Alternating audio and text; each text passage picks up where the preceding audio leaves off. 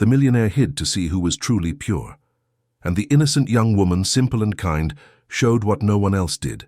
He saw in her the wife he had never found amidst his wealth. But his test would end up revealing something even greater. Comment on what touched you most and leave your like and subscription.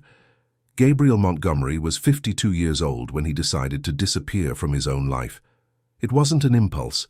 It wasn't madness. It was a cold, calculated, inevitable conclusion. After 2 decades building a real estate empire that stretched its tentacles across all of London, after seeing his name plastered across business magazines, after attending parties where everyone wanted to be by his side, he finally understood a simple and devastating truth. No one knew him. No one loved him. Everyone merely orbited around what he possessed. The last straw was Isabel. Ah, Isabel.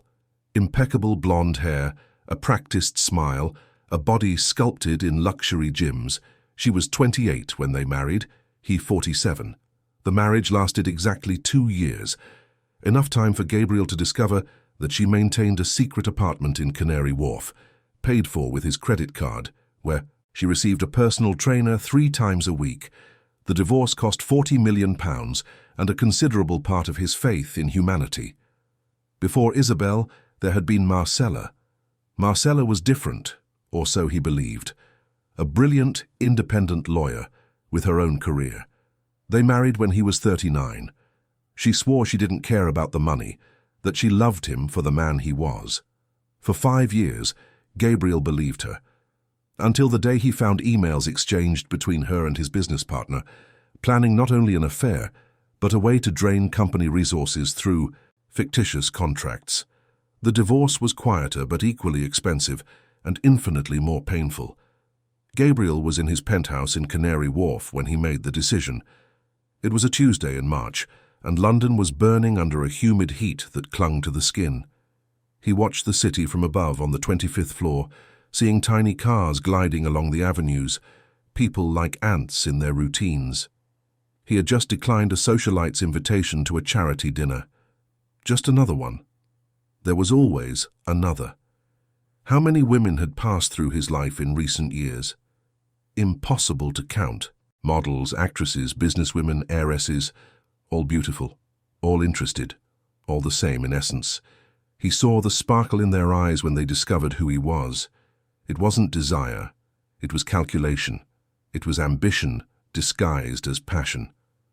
Gabriel poured himself a 30-year-old Scotch whiskey and sat in the Italian leather armchair that cost more than a popular car. He looked around. That 500-square-meter apartment with panoramic views, designer decor, original artworks on the walls, everything impeccable, everything empty. It was a showcase, a museum of his loneliness. He picked up his phone and opened the dating app. Even there, where people theoretically sought real connections, he felt the falsehood. The women who matched his profile always asked the same questions. Where do you live? What car do you have? What do you do? He deleted the app. It was then that the idea struck him, not as an epiphany but as a seed planted months ago during a conversation with his accountant. They were reviewing the expenses of one of his buildings, the Westminster Heights Excellence, a high-end development in South London. The doorman had resigned, and they were having difficulty finding a replacement. Gabriel, without much thought, commented that anyone could do that job.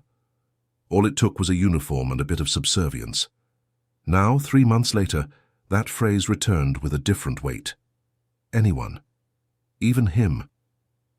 Gabriel got up and went to the office. He opened one of the built-in cabinets and took out a box stored for years. Inside, old documents, certificates, papers from the time when he was just Gabriel, before becoming the Gabriel Montgomery of magazines and gala dinners. He picked up his birth certificate, examined it. Gabriel Smith. That was his registered name before adopting his mother's surname, Montgomery, which sounded more imposing for business. Gabriel Smith, an ordinary man, invisible. He spent the night researching.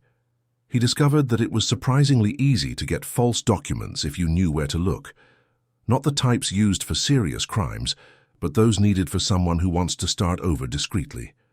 A work permit, An ID with another address, invented references.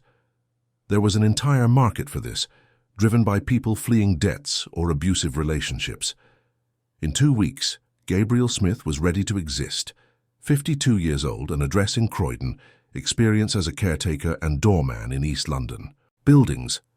References verifiable through numbers that, in reality, rang to the cell phones of his contacts, instructed to confirm the story. The most difficult part was the physical transformation. Gabriel Montgomery wore tailored suits, Swiss watches, Italian shoes. His hair was cut every 2 weeks at the best barber in the city. His hands, despite his age, were well maintained without calluses. He frequented dermatologists, nutritionists, personal trainers. Gabriel Smith needed to be different. He let his hair grow a little longer without a professional cut. He stopped getting manicures. He bought clothes from popular shops in Brick Lane Market. Simple. T-shirts, cheap jeans, unknown brand trainers. He let his beard grow for a few days before shaving it himself, purposefully irregularly. He started walking differently, with his shoulders more slumped, his gaze less direct. He bought simple framed glasses at a neighborhood optician. He didn't need a prescription, but the frame changed his face subtly and effectively. He studied the posture, gestures, and vocabulary of employees who worked for him. He noticed how they avoided excessive eye contact with wealthy residents, how they maintained a neutral tone of voice, how their personal space was constantly invaded without them being able to complain. The plan was simple in theory, complex in execution. The Westminster Heights Excellence had 24 floors, 4 high-end apartments per floor. The condominium board, which reported to him through a management company, did not know that the true owner was Gabriel Montgomery. Officially, the building belonged to a holding company, and he preferred to keep his distance. Perfect for his purposes. Gabriel instructed his lawyer, the only one who knew about the plan, to insert Gabriel Smith as the new doorman through normal channels. CV, interview, hiring. He would interview with the building manager and the property manager, people who had never seen him in person. The interview took place on a morning in April. Gabriel woke up in the rented apartment in Croydon, a simple one-bedroom flat that brutally contrasted with the penthouse he had temporarily abandoned. He dressed in Gabriel Smith's clothes, faded jeans, a long-sleeved plaid shirt, worn-out trainers. He looked at himself in the foggy mirror. The transformation was complete. He took 2 buses to Westminster Heights. During the journey, he observed the passengers, workers, students, housewives with shopping bags, lives he had never truly considered. He had always been shielded, protected from the real world by tinted windows of imported cars and high walls. There, squeezed between sweaty bodies, holding onto the bars as the bus rattled, he felt for the first time in decades something akin to humility, or perhaps shame. The Westminster Heights Excellence stood imposing on the tree-lined street, mirrored glass facade, marble lobby, landscaped garden. Gabriel knew every inch of that project. He had personally approved every detail during construction 5 years ago. Now he approached through the service entrance, which he had never used before. The building manager, Dr. Arthur Fletcher, a 60-year-old retired doctor, received him with little ceremony. Also present was Julian, the property manager, a thin, spectacled man in his early 40s, who scrutinized everything with a critical eye. Gabriel Smith kept his head down, his answers short, his posture submissive. He invented a story about having worked in smaller buildings in East London, about seeking a better opportunity. Dr. Fletcher barely looked at him during the conversation, focused on his phone. Julian asked technical questions about the operation of front desks, which Gabriel answered with enough knowledge not to seem inexperienced, but not so much as to raise suspicion. He was hired. He would start. The next day, the salary was £2,800, less than Gabriel spent on a single meal at his favorite restaurants. That night, in the Croydon apartment, Gabriel realized the magnitude of what he was doing. There was no turning back. Or rather, there was, but he didn't want to. He needed that experience. He needed to know if there existed, somewhere in that immense city, a person capable of seeing him beyond the money, a person who could love him for who he was, stripped of all layers of power and status. Gabriel Smith started work on a Monday. The uniform was simple: black dress trousers, a short-sleeved white shirt with the condominium logo embroidered on the pocket, black synthetic leather shoes. He put everything on in the staff changing room, a cramped space in the basement that smelled of mold and disinfectant. He looked at himself in the foggy mirror. The transformation was complete. His shift was from 7 in the morning to 4 in the afternoon, with an hour for lunch. His duties: greeting residents and visitors, controlling deliveries, monitoring security cameras, keeping the reception area organized, assisting elderly residents with shopping and luggage. Simple. Tasks that gained weight due to the human contact they required. The first few days were an avalanche of perceptions. Gabriel observed each interaction with the attention of a scientist studying guinea pigs, except he was both the scientist and the guinea pig. He saw everything from an angle he had never imagined existed. The residents were, for the most part, people between 30 and 60 years old. Business owners, doctors, lawyers, heirs to old fortunes. They wore expensive clothes, drove imported cars, talked on the phone about international travel and investments. Gabriel knew them in a way. After all, he was one of them, or had been. But now, wearing that uniform, he became invisible. No, worse than invisible. He became an object, a function. Residents passed him without a glance, without a greeting. When they needed something, they signaled with abrupt gestures, impatient voices. Never please, rarely thank you. Some didn't even bother to speak, just pointed or snapped their fingers. The lady from the 8th floor, Dr. Patricia, a lawyer who must have been around 45, was particularly revealing. Gabriel knew her from social events.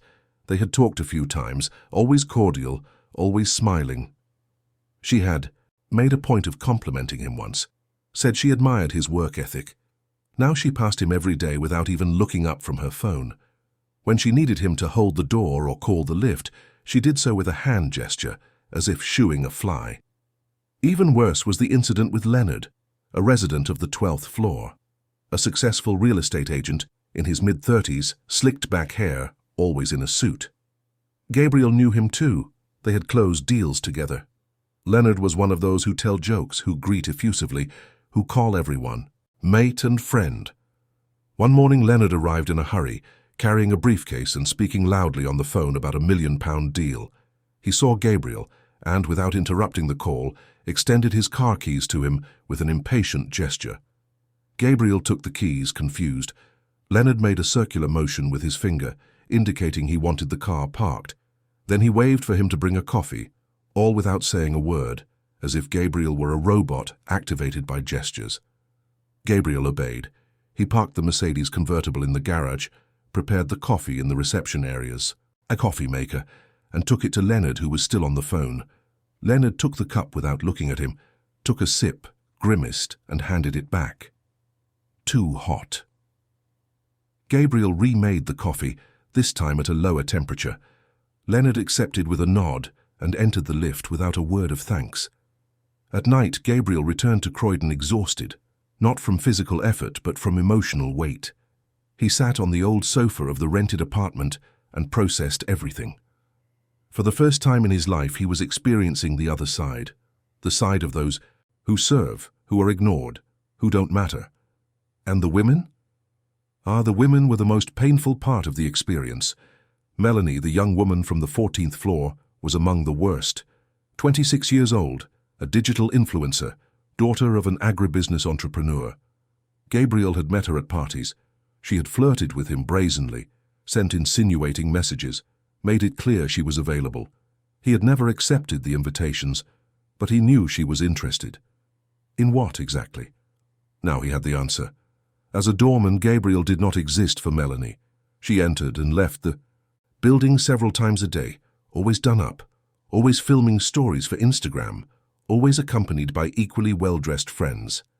She passed through the reception area as if Gabriel were part of the decor. One day she dropped her wallet in the lobby. Gabriel picked it up and called her. She turned, annoyed by the interruption.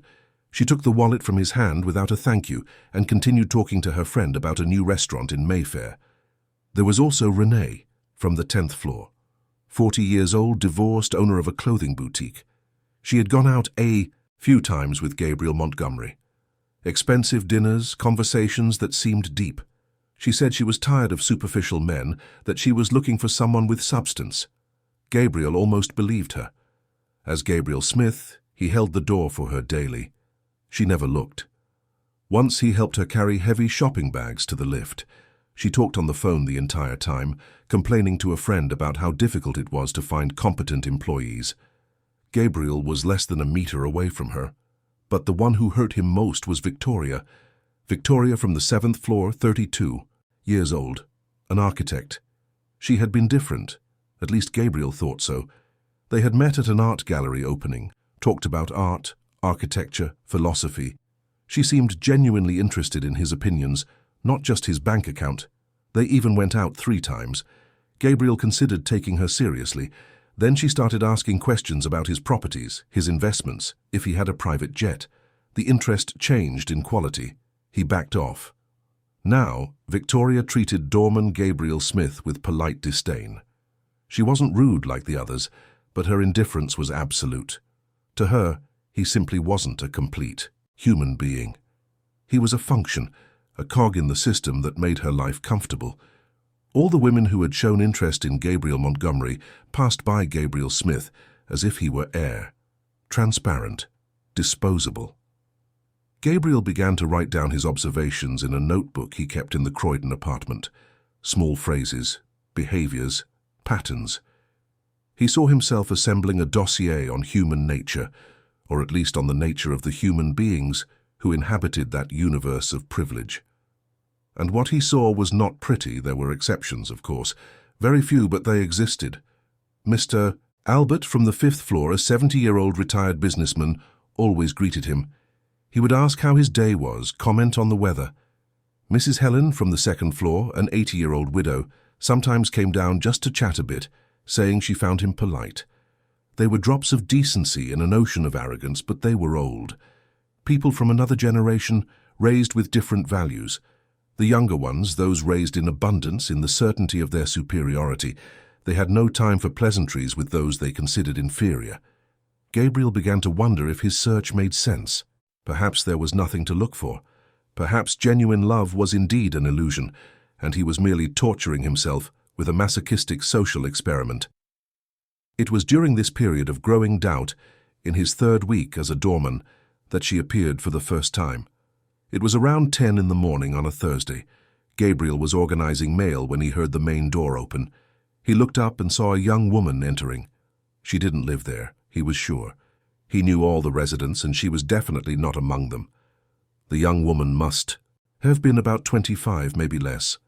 She wore simple jeans worn at the knees, a plain light blue cotton blouse with no apparent brand, worn white trainers.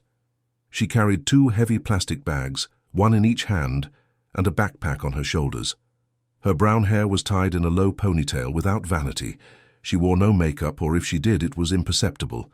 She had light brown skin, with some sunspots on her cheekbones, and dark, deep eyes, slightly downturned at the outer corners, which gave her an expression between melancholic and gentle.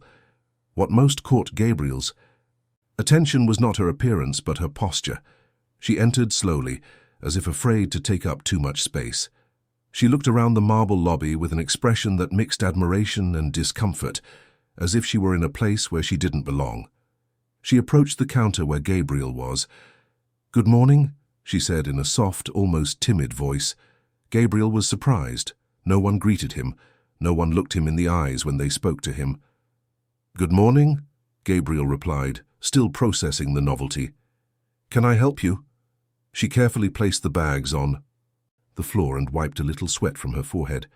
"I came to visit my mother. Apartment 24B on the top floor, Mrs. Celia." Gabriel checked the register. Yes, there was a Celia Anderson on the 24th floor, an elderly widow whom he rarely saw. The apartment was one of the smallest in the building, perhaps the only one truly affordable in terms of price, inherited or bought a long time ago, before the absurd appreciation of the area. "Of course," Gabriel said, picking up the reception phone. "I'll let the young lady know you've arrived." She smiled. It was a small, sincere smile that reached her eyes. "Thank you. And you can call me Laura." Young lady sounds too formal, she said, almost laughing. Gabriel informed Mrs. Celia, who authorized her to come up. Laura picked up the bags again and walked to the lift. Before entering, she turned. "Have a good day," she said, and this time the smile was wider. "You too," Gabriel replied, feeling something strange in his chest. Something he hadn't felt in weeks in that place. The lift door closed and Laura disappeared. Gabriel returned to his post, but his mind was elsewhere. There was something different about that young woman, something that completely stood out from the environment. She had treated him like a person, like a human being worthy of a greeting, a smile, a thank you. Perhaps it was just basic politeness. But there, in that building, basic politeness was already a miracle. Laura came down 2 hours later. The bags were empty now, folded inside her backpack. She stopped again at the reception, and Gabriel saw that her eyes were red, as if she had been crying. "Is everything all right?" he asked before he could stop himself. Laura blinked, surprised by the question. She smiled sadly. "Yes, it is. It's just seeing my mother like this, so fragile. She's been a bit debilitated lately, but she'll get better. She has to get better." Gabriel nodded, not quite knowing what to say. Laura took a deep breath, adjusted her backpack on her shoulders. "I'm going now. Thank you once again." "Come back any time," Gabriel said, and he was sincere. She waved and left. In the following days, Gabriel thought about her more often than he would have liked to admit. There was something about that brief encounter that had moved him. The simplicity, the kindness, the humanity. These were things he thought were extinct in that world of appearances and self-interest. He didn't know yet that Laura would return, that she would become a constant presence, that she would completely change the course of that experience and eventually his entire life. For now, Gabriel Smith continued his routine of invisibility, documenting the casual cruelty of the privileged, questioning his own choices, doubting the existence of true love. But a seed had been planted. Small, fragile, almost imperceptible. A seed called hope. And in London, a city of asphalt and concrete, where little rarely grows without effort, that seed was beginning to take root. Laura returned the following Tuesday.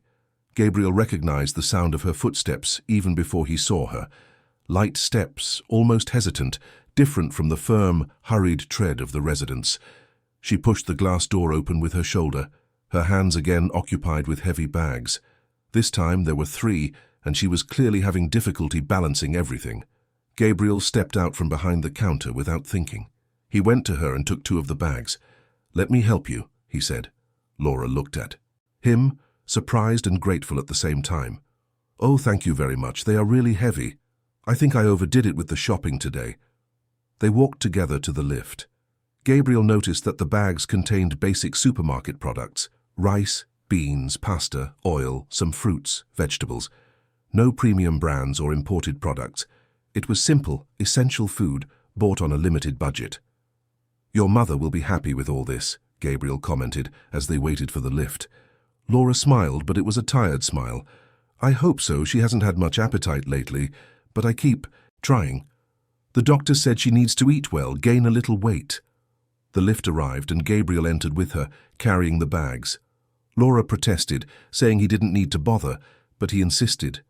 It was 24 floors after all. During the silent ascent, Gabriel observed Laura's reflection in the lift mirror. She was looking down, her fingers nervously fiddling with her backpack strap. There was a sadness in her, something heavy she carried beyond the shopping bags. He recognized that kind of tiredness. It wasn't physical, it was of the soul.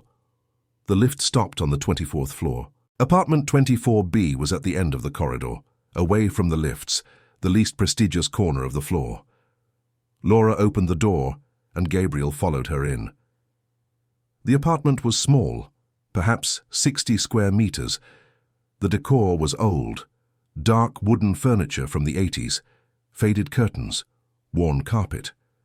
But it was clean, lovingly organized. There were crochet doilies on the arms of the sofa, small vases with artificial flowers on the shelves, framed photographs on the walls. It was a home despite its simplicity. Mrs. Celia was sitting in an armchair near the window, wrapped in a blanket despite London's heat. She was a woman in her late 60s perhaps, but looked older. Her face was thin, pale, with deep dark circles under her eyes. Her grey hair was tied in a loose bun. She looked at Gabriel with surprise. "Mum, this is the building's doorman. He helped me with the shopping," Laura explained quickly. Gabriel placed the bags on the small table in the open-plan kitchen. Mrs. Celia gave a faint smile and made a move to get up. Gabriel raised his hand. "Please don't get up. Stay comfortable." "Very kind of you," Mrs. Celia said in a weak voice. "It's not every day we find such thoughtful people." Gabriel nodded, feeling a tightness in his chest. That woman was clearly ill. It wasn't just weakness or old age. There was something more serious. He saw it in her yellowish eyes, in the skin stretched over her bones, in the way she breathed with difficulty. "I'll leave you to it," Gabriel said. "If you need anything, just call me at reception." Laura accompanied him to the door. In the corridor, she lightly held his arm, making Gabriel stop. "Thank you so much, really. People here aren't usually very—" She hesitated, searching for the word thoughtful. Gabriel looked at her. Close up, he saw small details he hadn't noticed before. A thin scar on her left eyebrow, freckles scattered across her nose, long natural eyelashes, without mascara to enhance them. It was an honest face, without artifice, without masks. "It was nothing," he replied. "Anyone would do the same." Laura let out a sad laugh. "No, they wouldn't. But thank you for being different." She went back inside and Gabriel took the lift down, thoughtful. During his weeks there, he had been treated as an object, as furniture, as something less than human. And then that young woman appeared, carrying heavy bags and even heavier worries, and treated him with more kindness than all the rich people in the building combined. From that day on, Laura became a constant presence. She came 3, sometimes 4 times a week, always laden, always with groceries, medicines, clean clothes for her mother. Gabriel began to wait for her. He wouldn't admit it to himself, but he was always more attentive at the time she usually appeared, 10 in the morning or 2 in the afternoon, never on weekends, curiously. One day he gathered the courage to ask, "Do you work?" Laura was signing the visitor's book at reception. She looked up, a little surprised by the personal question, but didn't seem bothered. "Yes, I work. I do odd jobs here and there. Nothing fixed. I've been a supermarket cashier, a shop assistant, a caregiver for the elderly, a cleaner's assistant. Whatever comes up, I take it. That's why I visit my mother when I can, during my time off." Gabriel nodded, feeling a mixture of admiration and sadness, and she continued as if needing to justify herself. "My mother has been like this for 6 months. Before she worked, she was a seamstress. A very good one, by the way. She made custom clothes for wealthy ladies in the area. She earned well, within our means. She managed to buy this apartment 20 years ago, paid installment by installment. It was an immense source of pride. But then the illness came. She had to stop working. The treatments are expensive, even with the NHS. Medicines, exams, and the service charge here is too expensive. We're already a few months behind." She said all this with a naturalness that broke Gabriel's heart. There was no self-pity in her voice, just a statement of facts. It was reality, and she faced it as best she could. "It must be difficult," Gabriel said, feeling the inadequacy of his words. "It is. But what can you do? That's life. Some people are going through worse. At least she has a roof over her head, she has food, she has medicine, and she has me. As long as I can work, I'll take care of her. She's my mother, you know. The only family I have." Gabriel wanted to say so many things. He wanted to say that he could solve everything with a stroke of a pen, that he could pay all the arrears, all the treatments, that he could ensure she never had to do odd jobs again. But he couldn't. Not without revealing who he was. And revealing would mean ending the only honest experiment he had ever done in his life. "I'm sure your mother is very lucky to have you," was all he managed to say. Laura smiled, a genuine smile that lit up her tired face. "Thank you. That means a lot. Even coming from someone who barely knows me." But Gabriel felt he knew her. He knew her in a way he had never known anyone, not by the superficial facts of her life, but by her essence. He saw in Laura a rare kindness, a silent strength, a dignity that did not need money or status to exist. Weeks passed, and the connection between them grew naturally, almost imperceptibly. Brief conversations at reception turned into longer ones. Gabriel started preparing coffee for her when she arrived sweaty from walks with heavy bags. Laura started asking about his day, if it had been busy, if the residents were treating him well. "You're too polite to work here," she said one afternoon. "People here are," she paused, "complicated." Gabriel laughed. "You can say it. They're arrogant." Laura blushed a little. "I didn't want to be mean, but yes, they are. Some are simply horrible. I've seen scenes here in the lobby that made me ashamed to be human." Gabriel knew exactly what she was referring to. He had witnessed countless unpleasant scenes. Residents yelling at delivery drivers for delays. Women mistreating cleaners. Men harassing female staff and visitors. A daily circus of small cruelties. "The worst was 2 weeks ago," Laura continued, lowering her voice. "I was leaving the building when I saw a resident completely disregard an elderly woman who sells sweets on the corner here. The vendor is old, must be 70, works all day on her feet. The resident not only refused to buy, which would be normal, but made a horrible comment about people who dirty the pavement of nice buildings. I was so angry. I bought all the sweets the lady had just to compensate in some way." Gabriel remembered the scene. It had been Melanie, the influencer. He had heard everything from inside the reception area. He had felt the same anger Laura described. "You have a good heart," Gabriel said. Laura shook her head. "It's not kindness. It's the bare minimum. It's treating people like people. My mother always taught me that. She said it doesn't matter how much money you have or don't have. What matters is how you treat those who can't give you anything in return. That's the true measure of character." Gabriel remained silent, absorbing those words.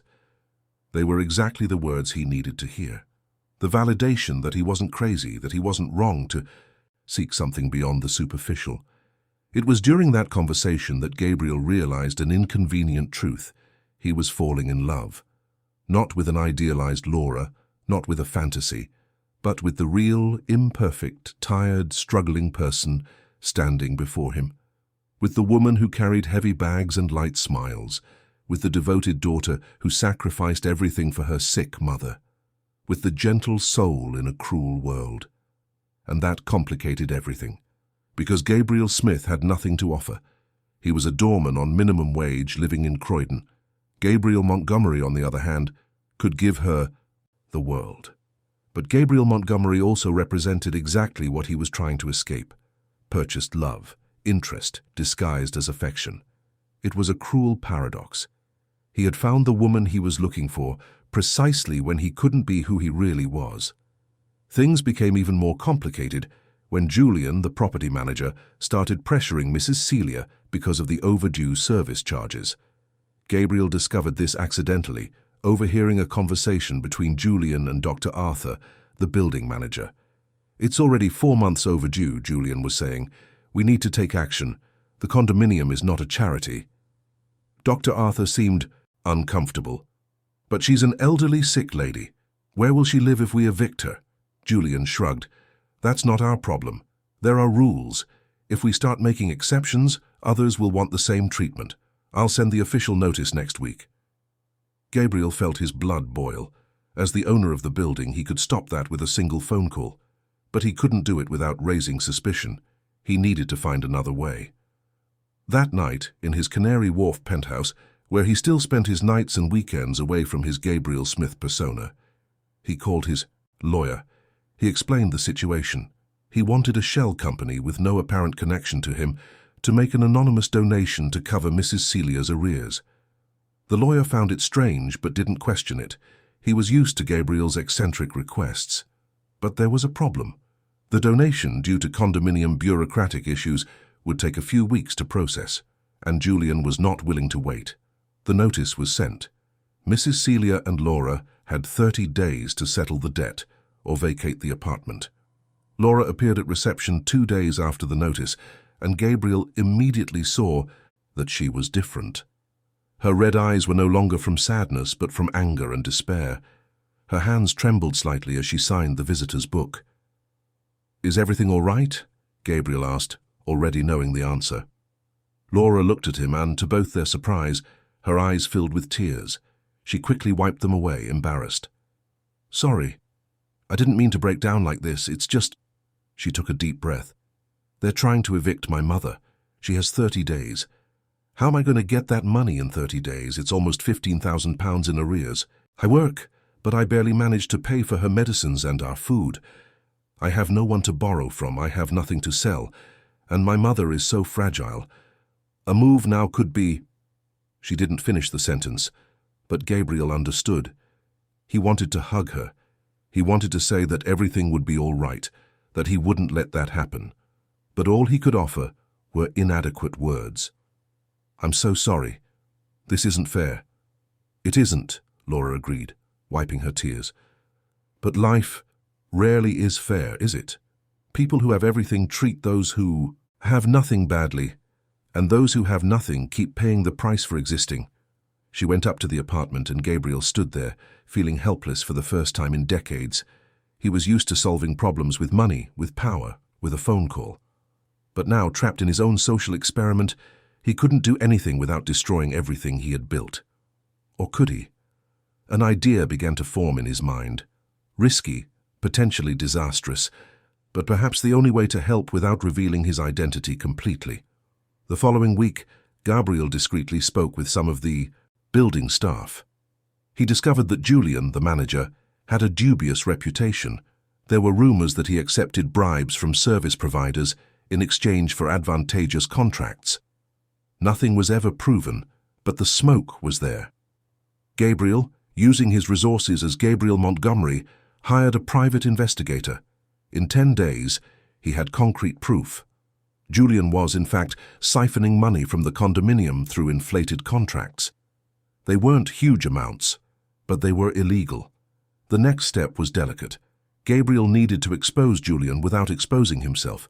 He created an anonymous email profile and sent the evidence to Dr. Arthur, the building manager, with a simple message. You have a thief managing the condominium while evicting a sick old lady for non-payment. Check the attached contracts. The bomb exploded 2 days later. Dr. Arthur called an emergency meeting of the condominium board. Julian was confronted, denied everything, but the evidence was irrefutable. He was fired on the spot, with a threat of criminal prosecution if he tried to object. During the chaos, Gabriel, as a doorman, observed everything from afar. Dr. Arthur, perhaps feeling guilt or shame, announced that he would temporarily suspend all eviction proceedings until a new manager was hired and the condominium's financial situation was re-evaluated.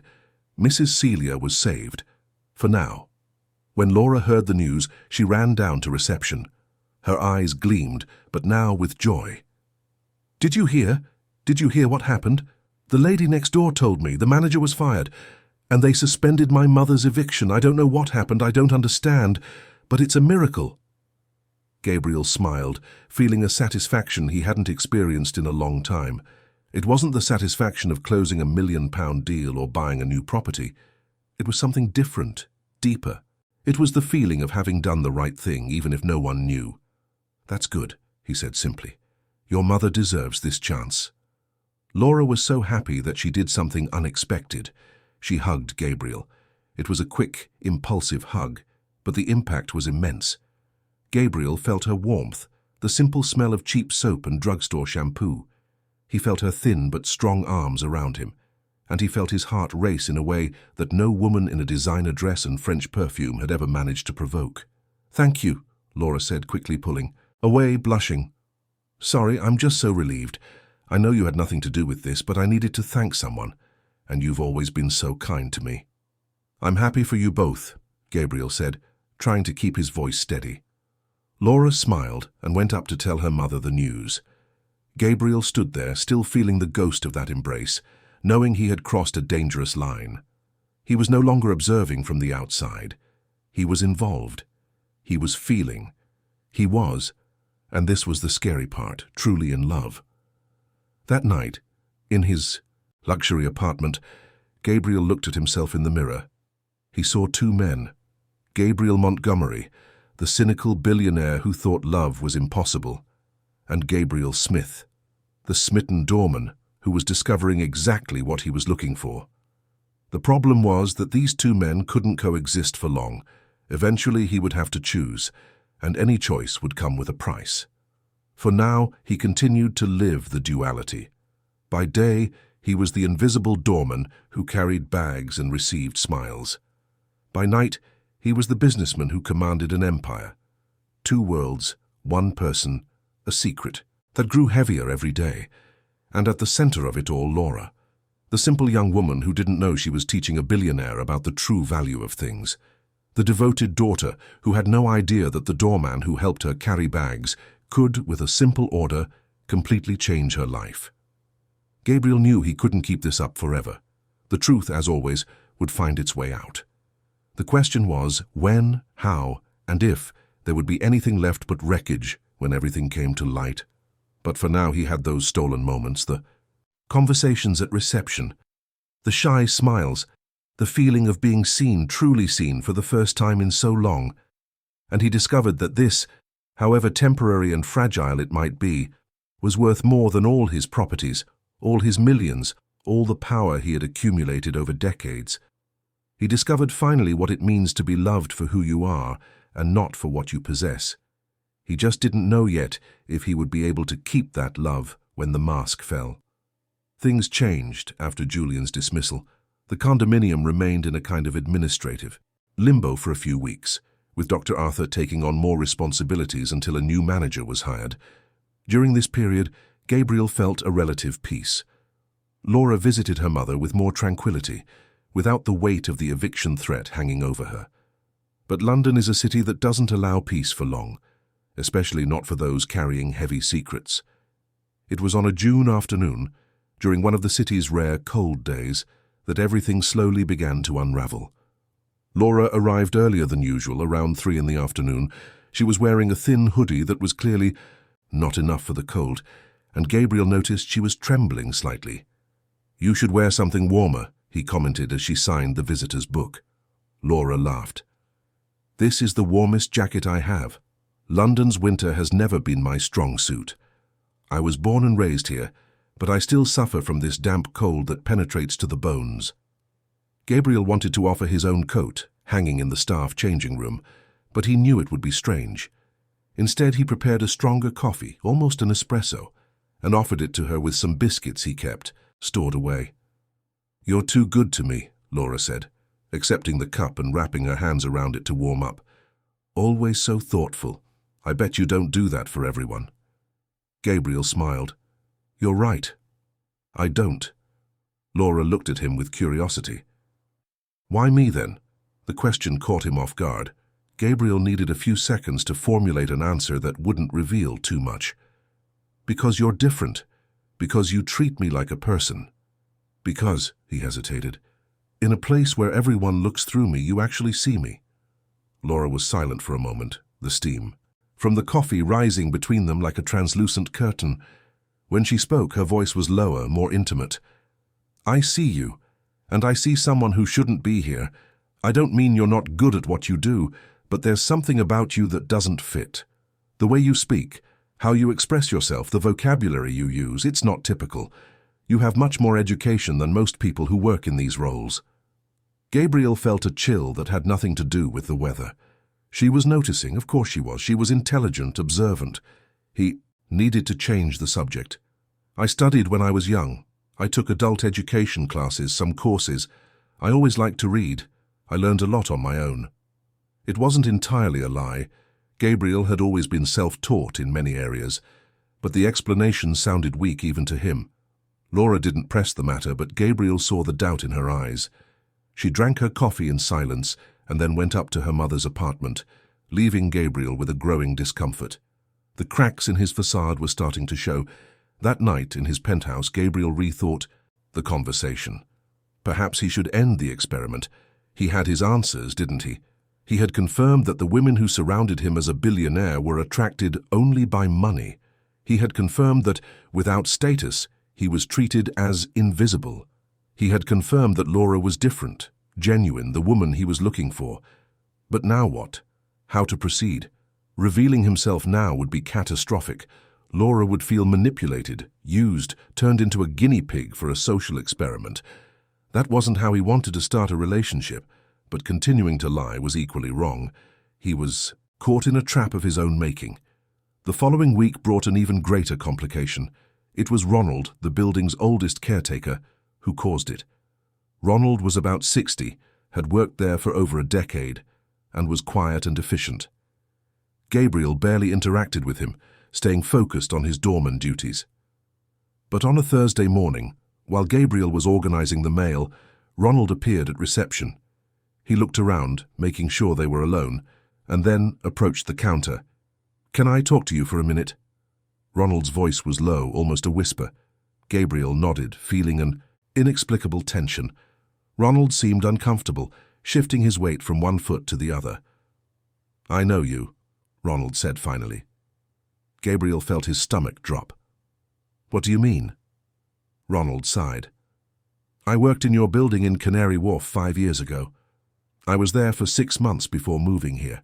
You sometimes appeared, talked to the building manager, inspected works. I saw you several times. I never forgot your face.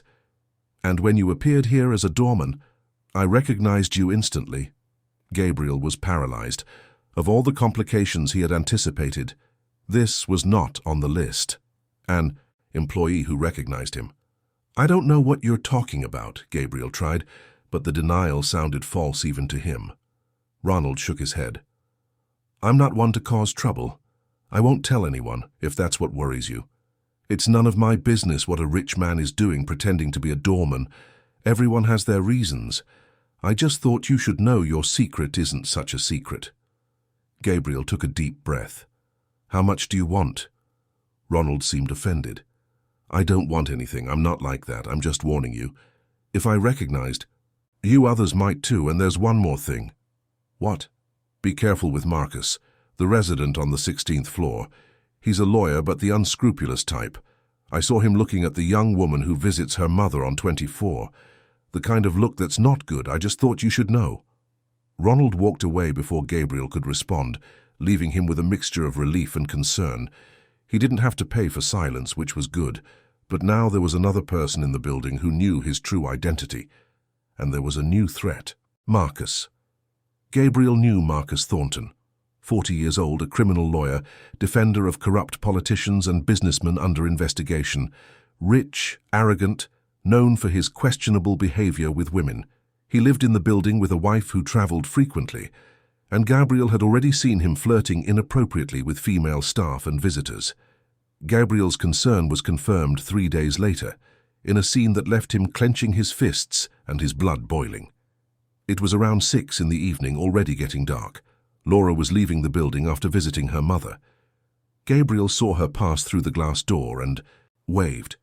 She responded with a tired smile and headed for the bus stop. Marcus appeared in the lobby seconds later, coming from the garage. He saw Laura through the glass door, and to Gabriel's horror, went after her. Gabriel abandoned his post and went to the door, observing from a distance. Marcus caught up with Laura in the middle of the pavement. Gabriel couldn't hear the conversation, but he saw the body language. Marcus was too close, invading her personal space. Laura took a step back. Marcus smiled and approached again, lightly touching her arm. Laura pulled away abruptly, shaking her head. Marcus continued talking, gesticulating, obviously not accepting her refusal. He took his wallet out of his pocket and showed something, probably money. Laura said something, clearly annoyed, and turned to leave. Marcus grabbed her arm. That's when Gabriel walked out of the building. He walked fast, with firm steps, every muscle tense. He reached them in seconds. "Is there a problem here?" Gabriel's voice came out harder than he intended, with an authority that didn't match a doorman. Marcus turned, irritated. "It's none of your business, doorman. I'm having a private conversation." Gabriel looked at Laura. She was pale, her eyes wide, clearly scared. That was enough. "The young lady is clearly uncomfortable. I suggest you return to the building." Marcus laughed disdainfully. "Are you giving me orders? Do you know who you're talking to?" Gabriel took a step forward. His posture changed completely. Shoulders back, chin raised, gaze direct and challenging. For a moment, he was no longer Gabriel Smith, the submissive doorman. He was Gabriel Montgomery, the businessman accustomed to intimidating adversaries in negotiation rooms. I know exactly who I'm talking to, a man who is harassing a woman in public. If you don't step away... Now I'll call the police. And believe me, Mr. Thornton, I'm sure your activities wouldn't withstand much police attention. The tone of voice, the choice of words, the posture, everything was wrong for a doorman. Marcus noticed. His eyes narrowed, evaluating Gabriel with new attention, but there was something in his firmness that made him back down. "This won't stand," Marcus muttered, but he was already walking away. "I'll file a complaint about you. We'll see if you still have this job tomorrow." He returned to the building, leaving Gabriel and Laura alone on the pavement. Laura was trembling. Gabriel turned to her, concerned. "Are you all right? What did he want?" Laura hugged herself, still processing what had happened. She swallowed hard. "He offered me money. Said he'd seen me several times coming and going from the building, that he noticed I needed money. Offered to help with my mother's debts if I..." She couldn't finish. Gabriel felt such intense anger that his hands trembled. "I understand. You did right to refuse." "I would never..." Laura seemed about to cry. "I would never do that. No matter how desperate I am, I have dignity. My mother raised me with values. I'd rather suffer hardship than sell my soul." "I know. You're the most honorable person I know." Laura looked at him, and there was something new in her eyes. Gratitude, yes, but also intense curiosity. "You were incredible. The way you spoke to him, how you asserted yourself, it wasn't normal. You didn't seem like a doorman then." Gabriel realized too late. He had let his mask slip. He recovered quickly. "I just don't like bullies. I've seen a lot of bad things in life. I learned to defend myself and to defend those who can't." Laura continued to look at him, evaluating. Gabriel saw the gears turning in her mind. She was starting to put the pieces of a puzzle together. "I need to go," she said finally. "The bus is coming. But thank you. Seriously, thank you for helping me." Gabriel nodded as she got on the bus. He stood on the pavement, watching the vehicle pull away, knowing he had just made a serious mistake. He had shown too much of himself. The facade was cracking more and more. He returned to reception and found Ronald there with an expression that said everything.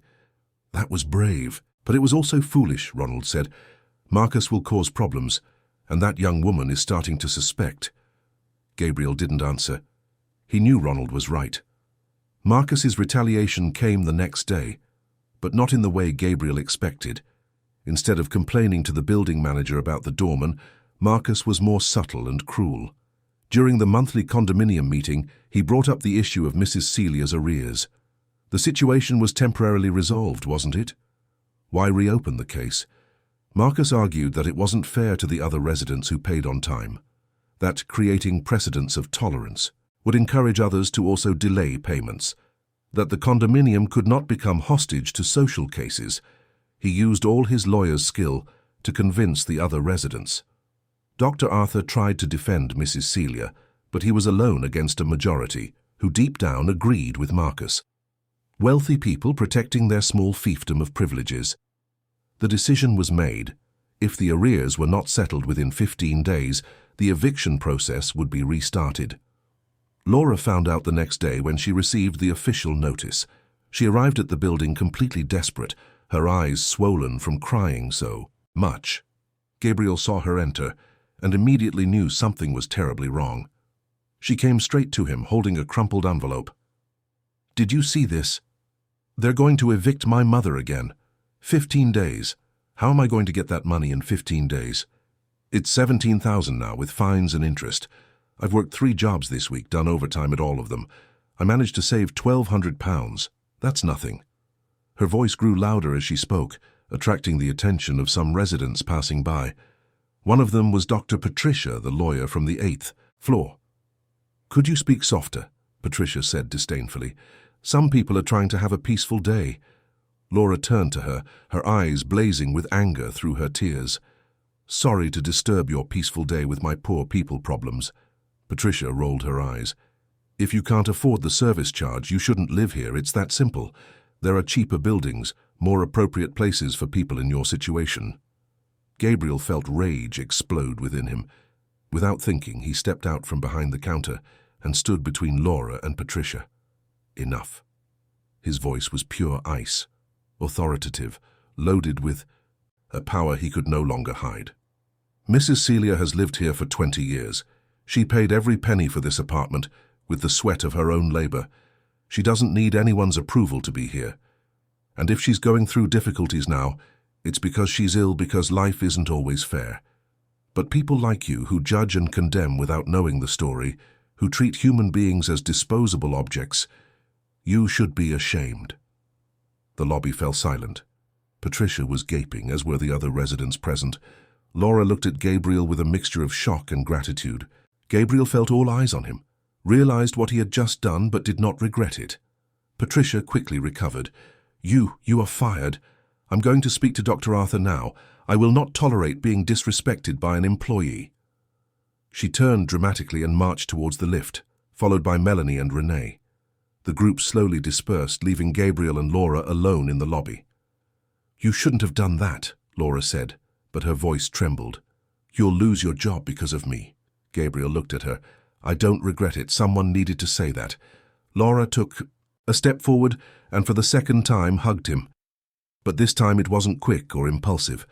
It was a long, tight, desperate hug. She held Gabriel as one clings to a buoy in a shipwreck. "Thank you," she whispered against his chest. "Thank you for defending me. Thank you for seeing my mother as a person. Thank you for being you." Gabriel wrapped his arms around her, feeling her tremble, feeling his own heart pounding. In that moment, all the masks, all the lies, all the disguises seemed insignificant. All that mattered was that woman in his arms, breaking but not broken, fighting but not defeated. They separated when they heard the lift. Laura quickly wiped away her tears. "I need to go up. I need to tell my mother. Maybe she knows someone who can lend us this money. Maybe there's still a way out." "It'll work out," Gabriel said, though he didn't know if he was telling the truth or just what she needed to hear. Laura went up and Gabriel returned behind the counter. His hands still trembled, but it was no longer from anger. It was from adrenaline, from fear, from love mixed with guilt. 10 minutes later, Dr. Arthur appeared, with Patricia beside him. The building manager looked uncomfortable but determined. "Gabriel, we need to talk. In the office, please." Gabriel followed them to the small ground-floor office. Patricia stood with her arms crossed, exuding vengeful satisfaction. Dr. Arthur sat behind the desk, sighing heavily. "Look, Gabriel, I understand the situation was tense, but you cannot speak to residents like that. They pay your salary, technically speaking. Dr. Patricia is very offended and demands your dismissal." Gabriel waited, saying nothing. Part of him wanted to reveal everything right there, to say that he was the one paying her salary indirectly, that he owned the entire building. But something stopped him. Dr. Arthur continued, "However, I consider you an exemplary employee, and I know the situation was delicate. So I'm going to propose the following. You formally apologize to Dr. Patricia. We promise it won't happen again and you keep your job. Everyone wins." Patricia made a displeased expression. "That's not enough." "It's what I offer," Dr. Arthur said with surprising firmness. "Accept it or not, but I will not fire a competent employee because of an argument."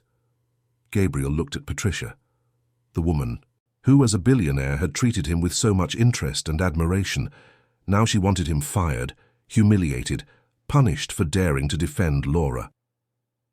"I will not apologize," Gabriel said calmly. "What I said was true. Mrs. Celia deserves respect. Her daughter deserves respect. And if the price for defending them is my job, I accept paying it." Patricia smiled with bitter satisfaction. "Then it's decided. He's fired." "No," said another voice from the door. Everyone turned.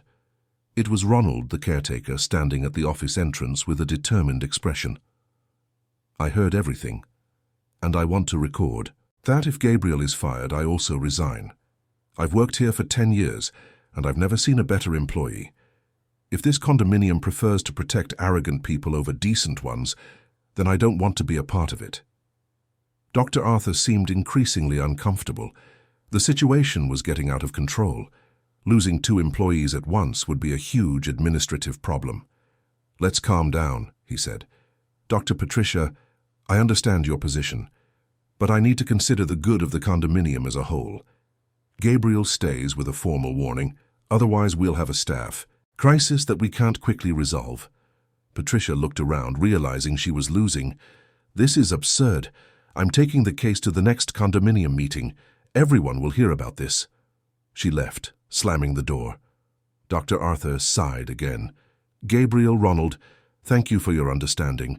We'll try to resolve this in the best way. You can both go back to work." In the corridor, Ronald lightly slapped Gabriel's back. "You did the right thing, but you also exposed yourself too much. That woman won't forget." "I know," Gabriel said, "but it was worth it." "It was," Ronald agreed.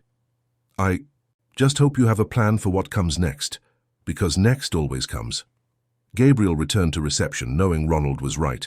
The situation was spiraling out of control. His disguise was increasingly fragile, and worse, he was getting emotionally involved in a way that compromised the entire experiment. That night, in his Croydon apartment, Gabriel stayed awake late, thinking about Laura, about Mrs. Celia, about all the people he had met during that journey, thinking about the masks we wear, the lies we tell, the truths we hide, and he concluded something fundamental. The experiment no longer mattered. The answers he sought no longer mattered. What mattered was that he had found something real amidst the falsehood. He had found Laura. Now he needed to figure out how to preserve that truth when his own lie came to light. Because it would, he knew. It was only a matter of time. And when it happened, it remained to be seen if the love he had found was strong enough to survive the revelation of who he really was. The days following the confrontation with Patricia were tense. Gabriel felt the residents' stares, the whispered comments. He had become the rebellious employee, the one who dared to challenge the established order. Some avoided him completely, others treated him with thinly veiled hostility. But there was an unexpected change. Mrs. Helen, the 80-year-old widow from the second floor, came down specifically to talk to him. She held Gabriel's hands in hers, wrinkled and covered with age spots. "You did very well, my son. Very well. These people forget where they came from, forget that we are all equal before God. Mrs. Celia is a saint, and you were brave to defend her." Gabriel felt his eyes sting. These were the first genuinely kind words he had received from a resident in weeks, apart from Laura. "Thank you, Mrs. Helen, that means a lot." The lady smiled and squeezed his hands tighter. "Be careful with the powerful, you see. They don't like to be contradicted. But sometimes doing the right thing costs dearly, and yet it still needs to be done." She went up in the lift, leaving Gabriel with a mixture of comfort and concern. Doing the right thing cost dearly. He was discovering that firsthand. Laura appeared in the late afternoon. She looked exhausted, with deep, dark circles under her eyes and slumped shoulders.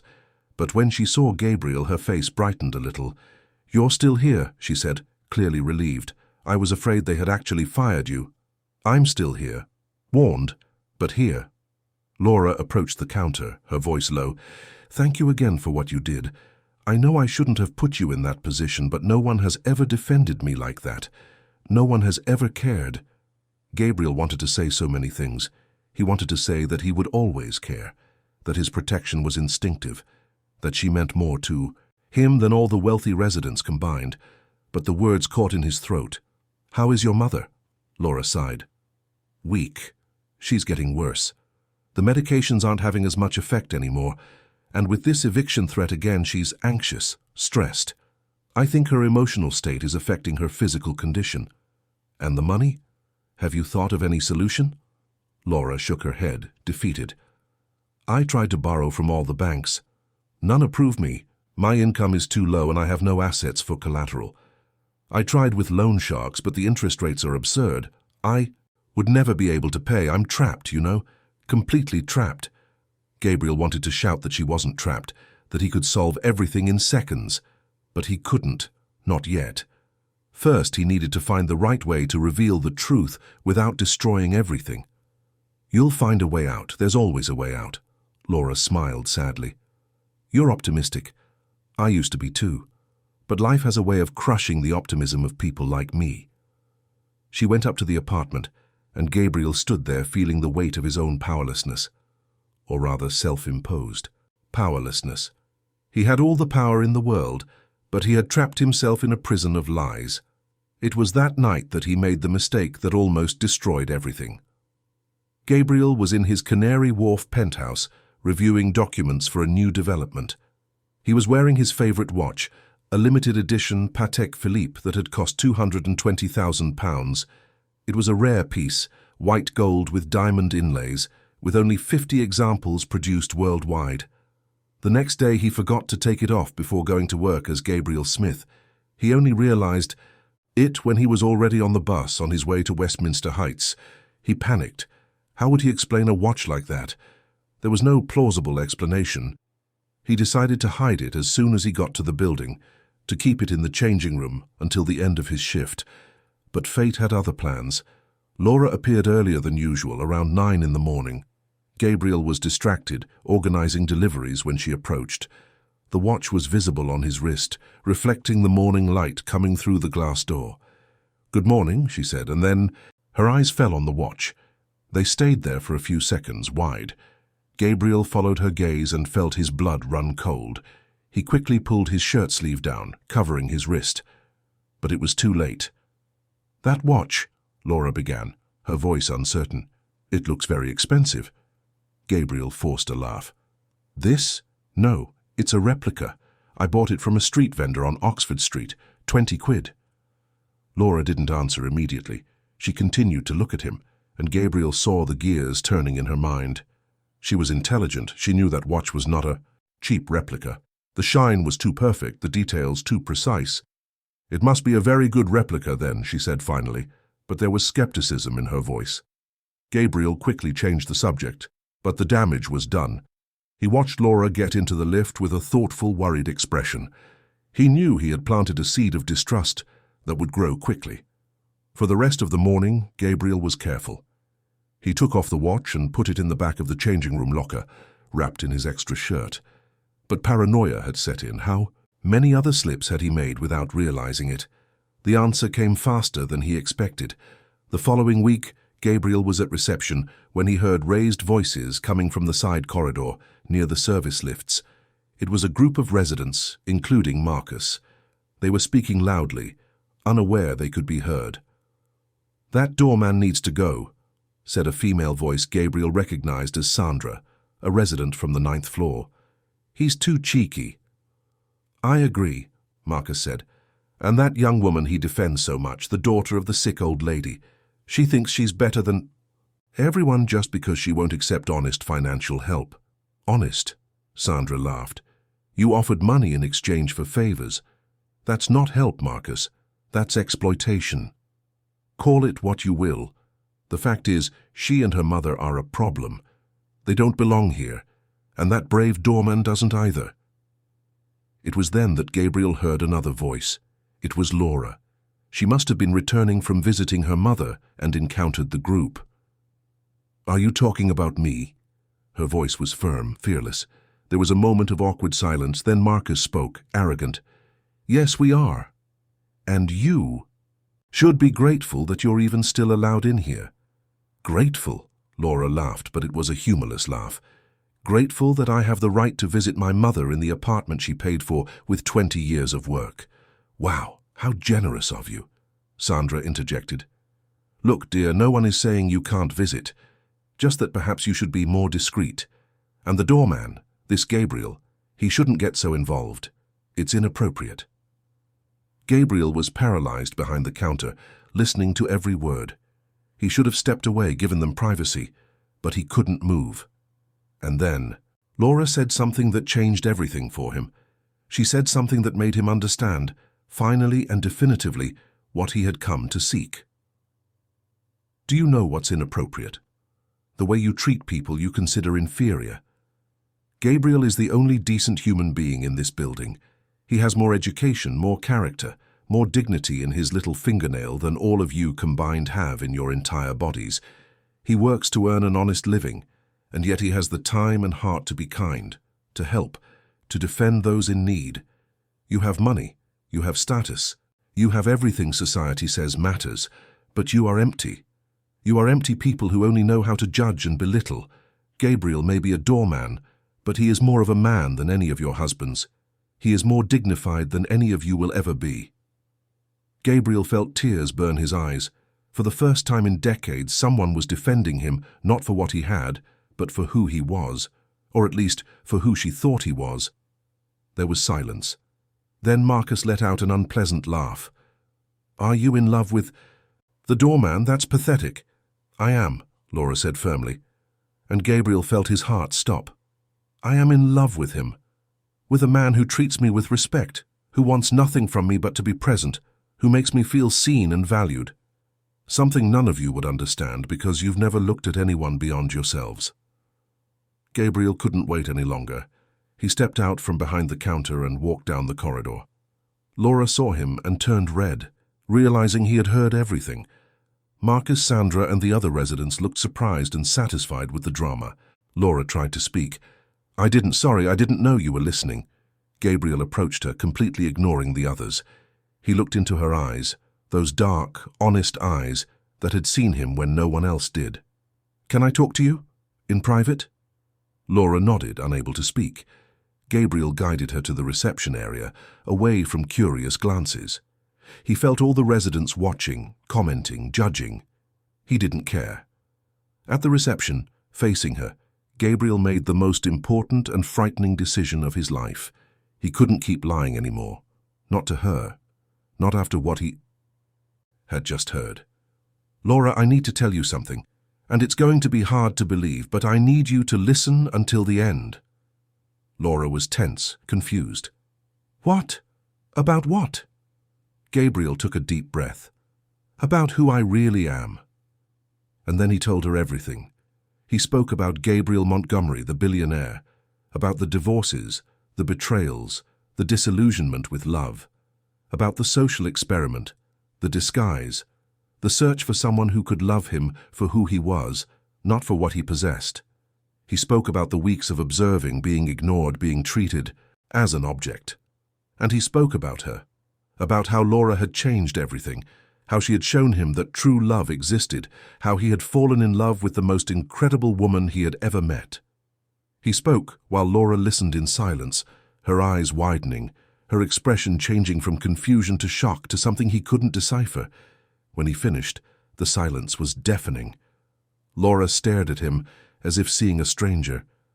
"You're lying," she said finally, her voice trembling. "This is crazy. You're playing with me." Gabriel shook his head. "I'm not. And I can prove it." He took out his phone, showed documents, bank transfers, photos of himself at social events. He showed everything until there was no possible doubt left. Laura took a step back, then another. All the color drained from her face. "You lied. All this time you lied to me." "I needed to know," Gabriel tried to explain. "I needed to know if it was still possible to be truly loved. So I was what? A test? An experiment? You used me to satisfy your curiosity about human behavior. It wasn't like that. You weren't part of the plan. You just happened. And when you happened, I fell in love for real." Laura shook her head, tears streaming down her face. "You made a fool of me. You made me believe I had found someone honest, someone real. But you're as fake as all the others. Worse, because at least they don't pretend to be what they're not." "Laura, please." She raised her hand, stopping him from approaching. "No, don't come near me. I need to leave. I need to think." She ran to the lift, pressing the button frantically. When the doors opened, she stepped inside and turned, looking at Gabriel with a mixture of pain and anger that destroyed him. "Everything I said about you, about how special you were, about your character, I was wrong. You're not different. You're just like all of them." The lift doors closed, taking Laura away. Gabriel stood there, paralyzed, feeling the world crumble around him. Ronald appeared from the basement. He must have heard part of the conversation. He gave Gabriel a sympathetic pat on the shoulder. "She's going to need time. What you did, even with good intentions, was a breach of trust. It's going to hurt for a while. What if she doesn't come back? What if I lost the only real thing I found? Ronald sighed. Then you'll have to live with that choice, like we all live with ours. The following hours were a blur. The condominium meeting happened as planned. Gabriel did not attend. He called his lawyer and instructed him to reveal his true identity to the residents, along with documentation proving he was the true owner of the building. The reaction was total shock. Patricia almost fainted. Marcus turned livid. The residents who had treated him like dirt now tried to justify themselves, apologize, reverse their behavior. Gabriel refused to listen. Through his lawyer, he communicated that Marcus would have 30 days to vacate his apartment for a breach of moral contract. Several behavioral clauses in the condominium regulations had been violated, including harassment and exploitation. Patricia received a formal notification documenting every insult, every humiliation. She would not be expelled, but she would be under observation. Any new incident would result in legal action. Gabriel cancelled all of Mrs. Celia's arrears. He paid them in full, with a special fund created to cover her expenses indefinitely. It wasn't charity. It was the least he could do. But none of that mattered if he didn't have Laura. And Laura had vanished. For the next 3 days, she did not appear at the building. Gabriel returned as Gabriel Montgomery, wearing his suits, driving his cars, occupying his penthouse. But everything seemed empty. More empty than before the experiment. Because now he knew what he was losing. He knew what true love felt like, and he had destroyed it with his own hands. Gabriel spent the first 3 days in a state of numbness. He returned to his billionaire routine, but everything seemed colorless, tasteless, meaningless. Business meetings were conducted on autopilot. Emails were answered mechanically. Dinners in expensive restaurants, alone, tasted like ashes. He called Laura dozens of times. All calls went straight to voicemail. He sent messages, no response. He went to the building 3 times a day, hoping to see her going up to visit her mother. She didn't appear. On the 4th day, desperate, Gabriel went up to apartment 24B. He rang the doorbell, his heart pounding. Mrs. Celia opened the door, looking even more fragile than the last time he had seen her. Recognizing Gabriel, her eyes widened. "Sir," she began, her voice weak, "my daughter told me everything about who you really are." Gabriel bowed his head. "I know I have no right to be here. I just wanted to know if she's all right. If I can, if there's anything I can do." Mrs. Celia studied him for a long moment. There was disapproval in her eyes, but also something akin to compassion. "She's not well. She left 2 days ago. Said she needed time away from here, away from everything that reminds her of you. She found a temporary job at a boarding house. In Stratford, she's living there. She didn't tell me the address, said she'd come back when she was ready." Gabriel felt his legs weaken. She was gone. Truly gone. "I love her," he said, and it was the first time he had admitted it aloud. "I know I messed everything up, that I lied, that I unintentionally used her for my selfish experiment, but what I feel for her is real. It's the most real thing I've ever felt in my life." Mrs. Celia sighed. "My daughter has always been sensitive, Mr. Montgomery. Life hasn't been easy for her. She grew up seeing her father abandon us when she was 5, seeing me work to exhaustion to put a roof over our heads. She learned early that people hurt, that promises are broken, that trusting is dangerous. And yet, she trusted you. She trusted the kind doorman who treated her with respect, and then she discovered that even that was a lie." The words were like knives, but Gabriel accepted them. He deserved every one. "I understand if she never forgives me, but if she ever comes back, if she ever wants to hear me out, please tell her I'll wait. I'll wait as long as it takes." Mrs. Celia nodded slowly. "I'll tell her. But I can't promise anything. Her heart has always been hers to decide." Gabriel went down the lift feeling broken. But also, for the first time in days, he felt a flicker of something. It wasn't exactly hope, it was more like determination. He wouldn't give up. He couldn't. He spent the next week trying to find out where Laura was. He hired private investigators, but instructed them to be discreet, not to harass or scare her. He just wanted to know if she was safe, if she had somewhere to stay, if she needed anything. The investigators found her in a modest boarding house in Stratford, an East London borough. She was working as a kitchen assistant in a nearby popular restaurant, doing double shifts, returning late to the boarding house. She lived in a tiny room, sharing a bathroom with other residents. It was a difficult life, but she seemed determined to keep away from anything related to Gabriel. Gabriel wanted to go there immediately, but his lawyers advised against it. Laura had made it clear she didn't want contact. Showing up unannounced would be invasive. It could make everything worse. He needed to respect her space, however painful it was, but Gabriel was not one to accept defeat easily. If he couldn't go to her, he would find other ways. He started small. He found the address of the restaurant where she worked and anonymously made a generous donation to the establishment through a charitable organization. The restaurant, which had always struggled to stay open, suddenly had resources to improve working conditions, raise staff salaries. Laura received a raise without knowing the source.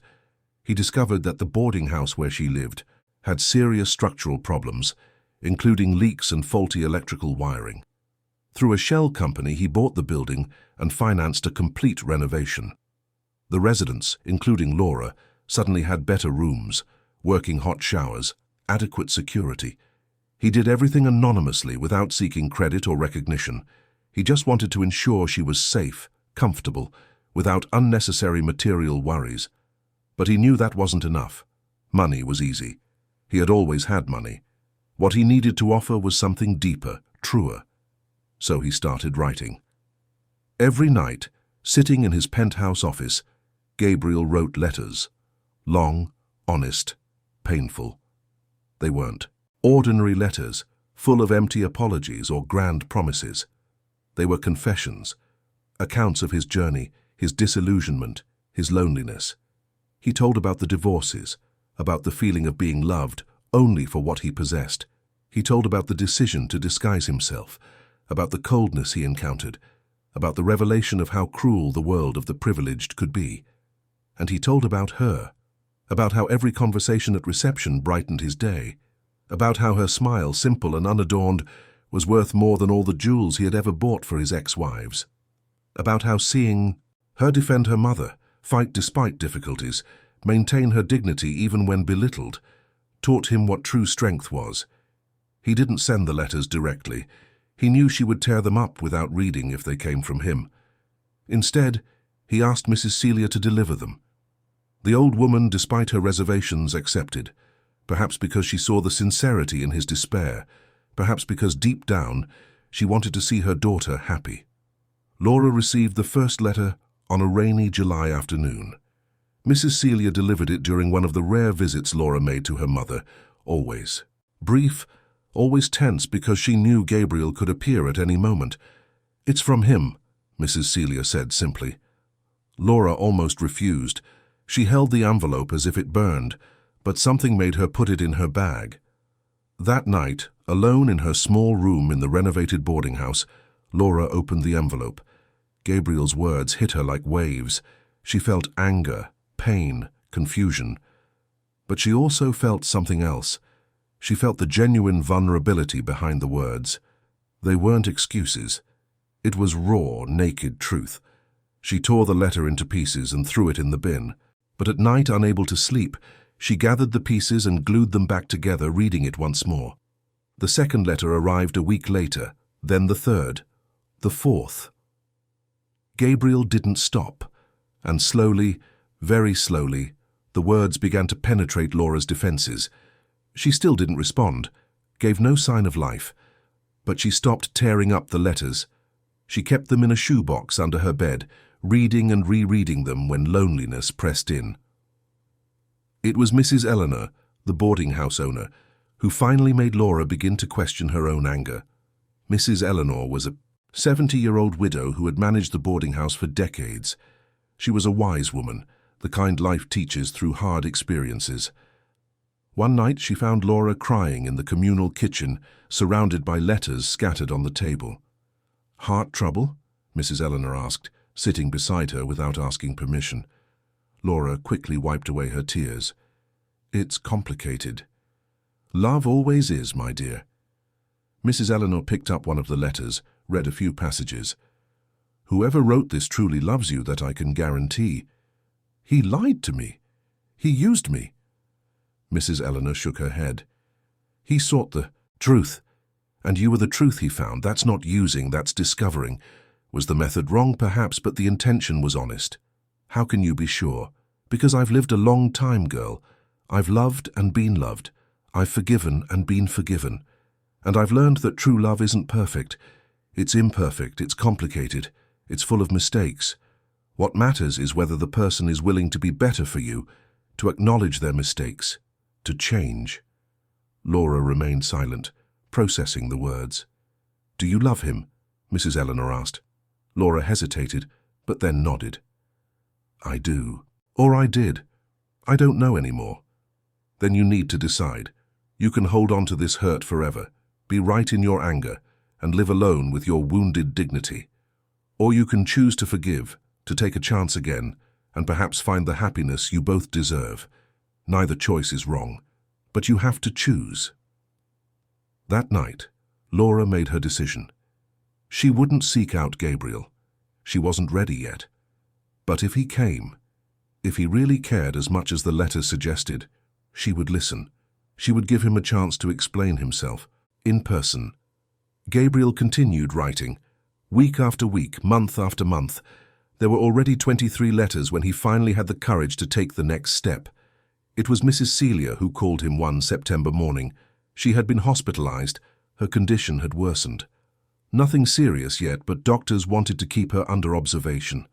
Laura was desperate, trying to juggle work with hospital visits, without enough resources to pay for everything her mother needed. Gabriel didn't hesitate.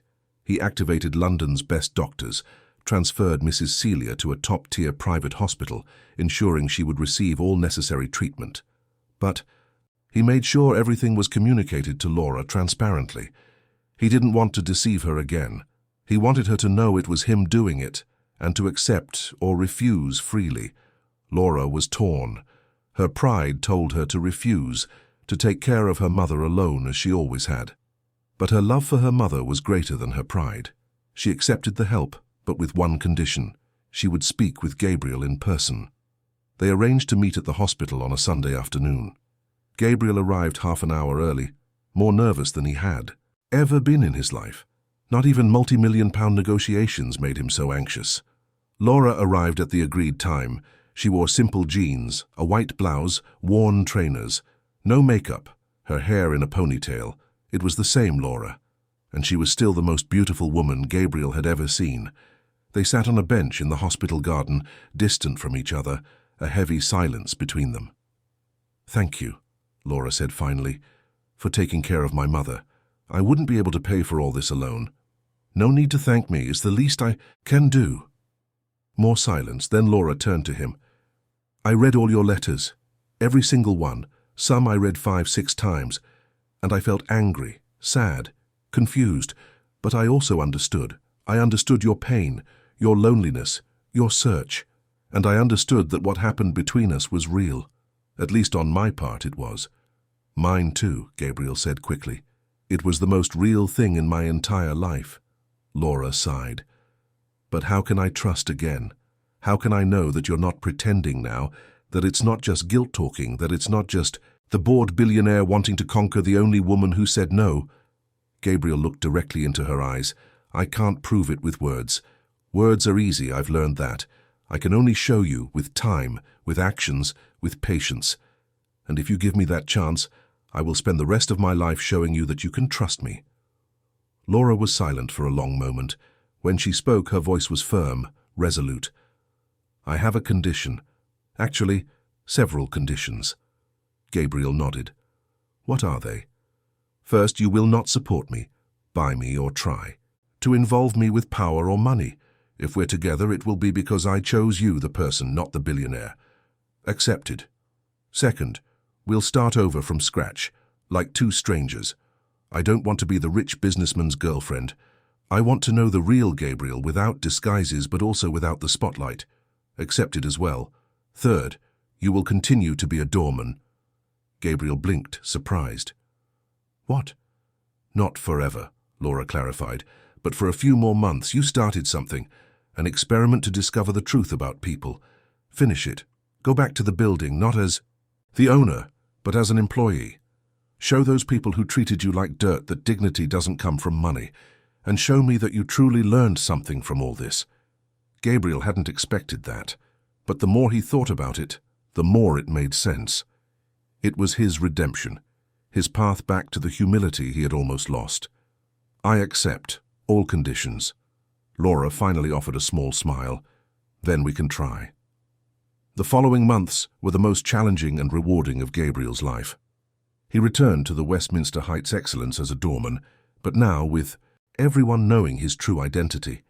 It was strange, awkward, sometimes humiliating. The residents didn't know how to act. Some tried to apologize, flatter, compensate for past behavior. Gabriel treated them with neutral politeness, holding no grudges, but also allowing no falsehood. Others, like Patricia and some of her allies, moved out of the building, unable to deal with the shame. But most importantly, Gabriel learned to value honest work. He learned that serving was not degrading, that humility was strength, that character did not need money to exist. And Laura visited him, not every day, but regularly. They talked. That reception, drank coffee, shared stories. Slowly, very slowly, they rebuilt trust. Gabriel didn't try to impress her with gifts or grand gestures. He offered the simple, his presence, his attention, his honesty. He took her for walks in the park, not to expensive restaurants. They watched films at home, not at exclusive premieres. They talked for hours, truly discovering each other. Mrs. Celia improved with proper treatment. She wasn't cured, but stable, with a good quality of life. She returned to her apartment and, to Gabriel's surprise, began to treat him with genuine affection. She saw in him not the billionaire, but the man who sincerely loved her daughter. 6 months after they restarted, on a March evening, Gabriel finally said the 3 words he had kept for so long. I love you. They were sitting on Mrs. Celia's old sofa, watching an old movie. Laura turned to him, her eyes shining. I love you too. Always have. Even when I was angry, even when I ran away. I loved you. They kissed for the first time. It wasn't a cinematic kiss. It was clumsy, nervous, perfect in its imperfection. It was the kiss of 2 people who had crossed through lies and truths to reach that moment. 3 months later, Gabriel proposed. Not in an expensive restaurant or with a giant diamond ring. He did it in the building lobby, at the end of his doorman shift, in front of all the residents, staff and visitors. He knelt on the cold marble in his doorman's uniform and offered a simple silver ring he had bought at a neighborhood jeweler. Laura, you taught me what true love is. You taught me that value is not in what we possess, but in who we are.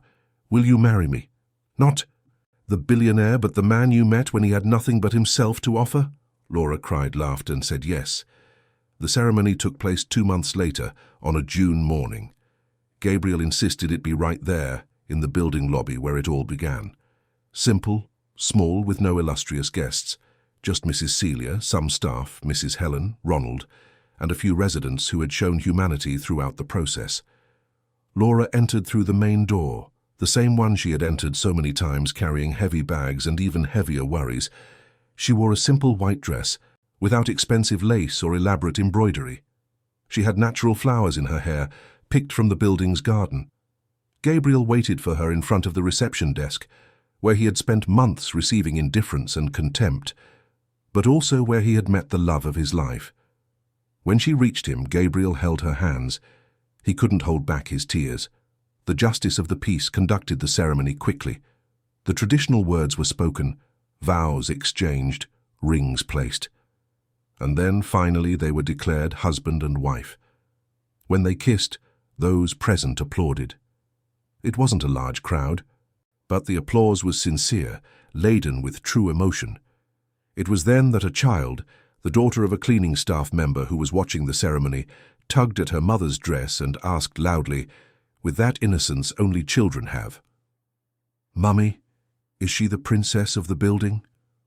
The entire lobby fell silent. Then Mrs. Celia, sitting in a wheelchair borrowed from the hospital, began to laugh. It was a weak but genuine laugh, full of joy. "Yes, my dear," Mrs. Celia replied. "She is the princess and always has been. We just needed someone to see her." Laura looked at Gabriel, her eyes full of tears and smiles. He hugged her, burying his face in her neck, feeling the overwhelming gratitude of having found, after all, what he was looking for. Because there, at that moment, Laura was finally seen. Not for status, beauty or vanity, but as a loved woman, as a valued person, as a recognized soul. And Gabriel, the billionaire who had everything and had nothing, finally understood the most important lesson. True love cannot be bought, tested, or forced. It simply happens when we least expect it, in the most improbable forms, between two people who decide to see each other for who they really are. They left the building as husband and wife, not in an imported car, but walking through the streets of London, hand in hand, unhurried, with no defined destination. Just two hearts that found their home in each other. And if their ending was happily ever after, perhaps not. Life doesn't work like fairy tales. They would have arguments, challenges, difficult moments. Mrs. Celia would eventually lose her battle against illness a few years later, leaving a void that would never be completely filled, but they would have each other.